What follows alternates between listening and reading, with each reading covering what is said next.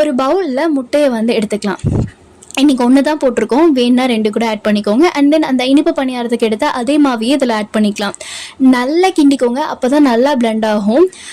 இதுக்கு நம்ம உப்புலாம் போட தேவையில்லை, ஏன்னா மாவு நம்ம வந்து இது பண்ணும்போதே போட்டிருக்கோம், அதனால தேவையில்லை. நல்லா கிண்டிக்கோங்க. பிளெண்ட் ஆனதுக்கப்புறம் அந்த பணியார சட்டியை வந்து எடுத்துக்கலாம். அதில் வந்து நீங்கள் நெய் இல்லைனா வந்து உங்களுக்கு தேவையான எண்ணெய் வந்து ஊற்றிக்கோங்க. எண்ணெய் ஊற்றுனதுக்கப்புறம் சரிசமமாக பார்த்து பணியாரத்தை ஊற்றி எடுத்திங்கன்னா டேஸ்ட் அல்டிமேட்டாக இருக்கும்.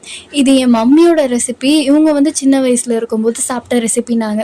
நானே சாப்பிட்டதில்லைன்னாங்க. சாப்பிட்டு பார்த்தேன், நல்லா இருந்துச்சு. எந்த டேஸ்ட்டில் இருந்துச்சுன்னு பார்த்தீங்கன்னா, ப்ரெட் ஆம்லேட்டில் இனிப்பான ஒரு ஃப்ளேவரில் செஞ்சோன்னா எப்படி இருக்கும், அந்த ஒரு டேஸ்ட்டில் நல்லா இருந்துச்சு. பட் ப்ரெட்டுங்கிறது அன்ஹெல்தியான ஃபுட்டு தான், பட் இது மாதிரி செய்யும்போது அதுவுமே ஹெல்த்தியாக இருந்துச்சு. இதை நெக்ஸ்ட் டைம் வந்து நெய் விட்டும் ட்ரை பண்ணலாம் அப்படின்னு சொல்லிட்டு நான் வந்து ட்ரை பண்ணலான்னு இருக்கேன். நீங்கள் ட்ரை பண்ணி பார்த்துட்டு எப்படி இருந்துச்சுங்கிறத மறக்காமல் கமெண்ட் பண்ணுங்கள். இது மாதிரியான லாங் வீடியோஸ் நல்லா இருக்கா இல்லை ஷார்ட்ஸே நல்லா இருக்காங்கிறத மறக்காமல் கமெண்ட் பண்ணுங்கள். இது நீங்கள் வந்து திருப்பி போடுற பக்குவமாக பார்த்து திருப்பி போட்டுருங்க, ஈஸியாகவே எடுத்துடலாம். எடுத்து முடிச்சதுக்கப்புறம் டேஸ்ட்டு பார்த்திங்கன்னா சூப்பராக